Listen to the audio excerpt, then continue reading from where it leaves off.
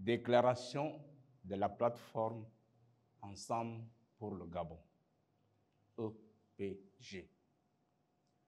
Le 4 décembre 2024, le président de la transition, chef de l'État, s'est adressé à la nation à la suite de l'adoption par voie référendaire de la nouvelle constitution de la République gabonaise.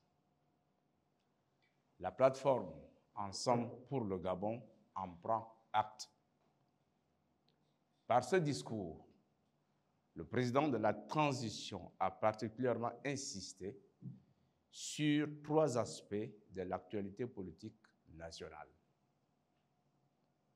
Sa lecture et son analyse faite des résultats du référendum du 16 novembre, la mise en place de nouvelles institutions dont le socle sera désormais la nouvelle constitution adoptée, des réformes électorales à venir, en commençant par l'élaboration d'un nouveau code électoral consensuel.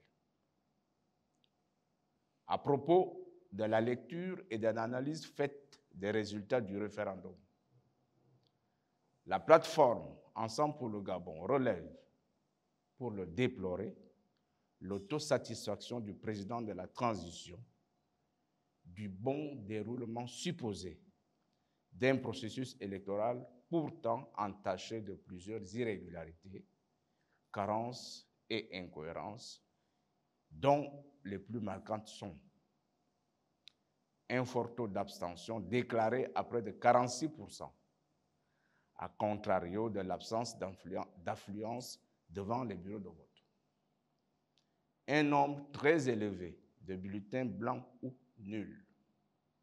Un bourrage systémique des urnes, surtout en milieu rural, avec des taux ubuesques de 100% de participation pour 100% de oui. Une présence abusive et envahissante des forces de défense et de sécurité, en uniforme ou en civil, dans les centres, devant et dans les bureaux de vote. Le rôle exclusif joué par les scrutateurs partisans, désignés unilatéralement par le ministère de l'Intérieur.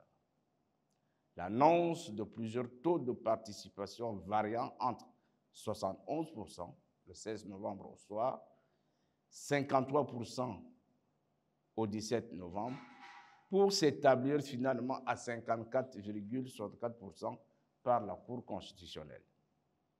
La discordance des chiffres du collège électoral entre le ministère de l'Intérieur, censé détenir la liste authentique, et la Cour constitutionnelle qui, en l'espèce, n'agissait pas en matière contentieuse. Au regard de toutes ces irrégularités, ces carences et incohérences, la plateforme Ensemble pour le Gabon s'interroge sur la transparence et la crédibilité d'une élection pour laquelle les forces de défense et de sécurité ont été impliquées en amont et en aval du processus. Les Gabonais doivent-ils en être fiers, surtout qu'il s'agissait de l'adoption d'une loi fondamentale pour le pays? Le pays en sort-il vainqueur? Dans tous les cas, la plateforme Ensemble pour le Gabon note que la démocratie gabonaise est perdante, l'unité nationale est perdante, la cohésion sociale est perdante, l'état de droit est perdant, les droits de l'homme sont perdants. De tout ce processus référendaire, la plateforme Ensemble pour le Gabon regrette que la confiance dans notre système électoral se trouve encore plus questionnée que par le passé. Aussi, s'agissant des réformes électorales à venir, la plateforme Ensemble pour le Gabon prend acte d'une telle annonce faite par le président de la transition.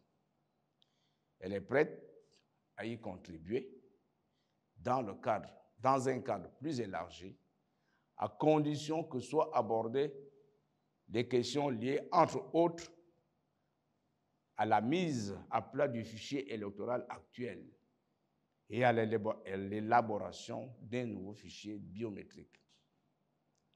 La mise à l'écart du ministère de l'Intérieur de toutes les opérations électorales.